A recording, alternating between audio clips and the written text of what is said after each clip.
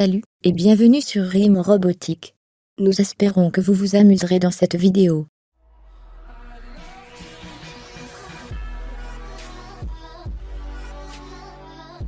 Salut les amis, j'espère que vous allez bien. J'ai décidé de lancer les premiers épisodes de ma nouvelle série appelée Découverte, dans laquelle nous allons parler des technologies. J'essaierai de vous présenter ici même les dernières technologies en date et de vous expliquer leur fonctionnement. Et si vous avez vous aussi une technologie en tête dont vous ne comprenez pas le fonctionnement, laissez-le moi savoir en commentaire et j'essaierai de vous l'éclaircir dans une prochaine vidéo. Attends une seconde, qu'est-il arrivé à ta dernière série sur les bases de l'Arduino?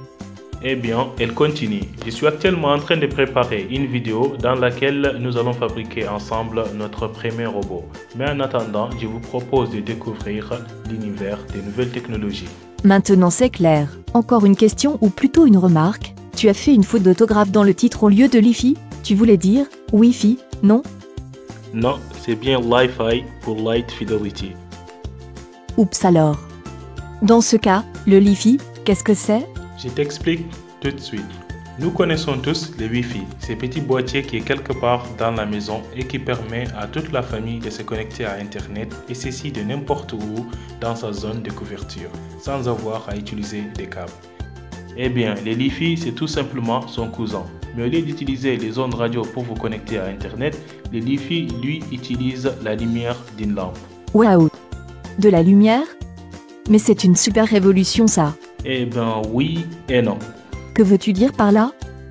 Oui, car effectivement, utiliser de la lumière pour se connecter à Internet est une révolution. Et non, car transmettre des données par la lumière a été fait pour la première fois en 1880 par Alexander Graham Bell, le même gars qui a inventé le téléphone. Impressionnant. Ça remonte à si loin.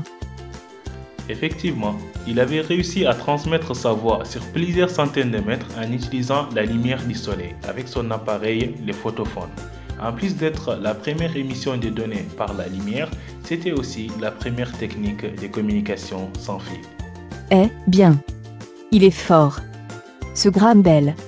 Oui, ça c'est sûr. Sache que c'est seulement en 2005 que les premières expériences de communication Li-Fi par luminaire LED se sont fait connaître en France et au Japon. Ceci a été rendu possible grâce au développement de la technologie des LED, qui avec des lasers sont les seules sources de lumière qui peuvent être allumées et éteintes plus d'1 milliard de fois par seconde, soit 1 GHz. Après cela, plusieurs sociétés se sont mises à développer la technologie Li-Fi. Et c'est seulement en janvier 2018 que la société Audelcom lance MyLiFi, la première lampe Wi-Fi au débit accessible au grand public, lors de la CES de Las Vegas aux États-Unis. Maintenant, si vous le voulez bien, passons à son fonctionnement. Malgré ce qu'on pourrait croire, le fonctionnement du Li-Fi n'est pas nouveau. En effet, il est même plutôt classique. Il est composé de deux modules émetteurs-récepteurs. Avant de commencer à vous expliquer le fonctionnement, voyons voir quelques règles de communication. Le 0 correspond à une lampe qui est éteinte et le 1 à une lampe qui est allumée. Voilà, maintenant on peut commencer. Internet est amené chez vous grâce à un traditionnel box ou routeur. Celui-ci est relié à un luminaire à LED ou lampe à LED. Notre ordinateur est connecté à un récepteur spécial. Les données provenant d'Internet qui sont reçues par le routeur sont transmises à la lampe par câble. Lorsque c'est en 1, la lampe s'allume, sinon si c'est en 0, elle s'éteint. Ceci se fait tellement rapidement, soit 1 milliard de fois par seconde, que nous, êtres humains, ne pouvons pas voir les variations d'intensité. Mais le récepteur, lui, est capable de décoder ce signal. Il le démodule, c'est-à-dire retransforme la variation d'intensité de la lampe en un signal numérique, en une suite de 0 et de 1. Et nous sommes connectés à Internet. Pour envoyer des données sur Internet, on effectue la même opération en sens inverse, mais en utilisant cette fois-ci un signal infrarouge invisible à l'œil nu. Vous voyez maintenant pourquoi je vous disais que le principe n'est pas nouveau, car effectivement, c'est le même principe qui est utilisé pour la communication téléphonique et autres. Dans ce cas, c'est quoi la différence entre Li-Fi et Wi-Fi? Eh bien, c'est plusieurs points. Le Li-Fi est 100 fois plus rapide que le Wi-Fi. Puisque c'est de la lumière visible, il ne peut pas traverser les murs, donc impossible à craquer de l'extérieur. Contrairement au Wi-Fi qui peut être capté à l'extérieur de la maison, par exemple. Il n'utilise pas d'ondes radio comme les Wi-Fi, donc n'est pas nocif pour la santé et n'interfère pas avec les autres machines. Eh bien, je pars tout de suite changer mon Wi-Fi contre du Li-Fi alors. Hop, pas si vite.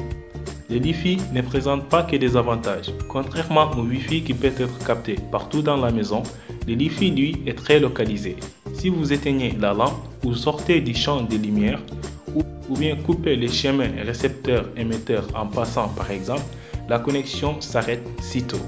Donc, plutôt que de changer ta configuration actuelle, pense plutôt à utiliser les deux en symbiose. Je pense que le Li-Fi est un bon candidat pour l'Internet des objets ou Internet of Things, même si on est en train de créer les 5G pour ça. Alors, la prochaine fois, Inch'Allah, nous allons parler du 5G et voir en quoi est-il différent du 4G et du 3G. C'est tout pour aujourd'hui. J'espère que ce nouveau concept vous a plu. Et si c'est le cas, abonnez-vous à la chaîne et lâchez un pouce bleu pour nous soutenir. Et si vous avez un commentaire, laissez-le en bas. Sur ce, je vous dis, portez-vous bien. Ciao.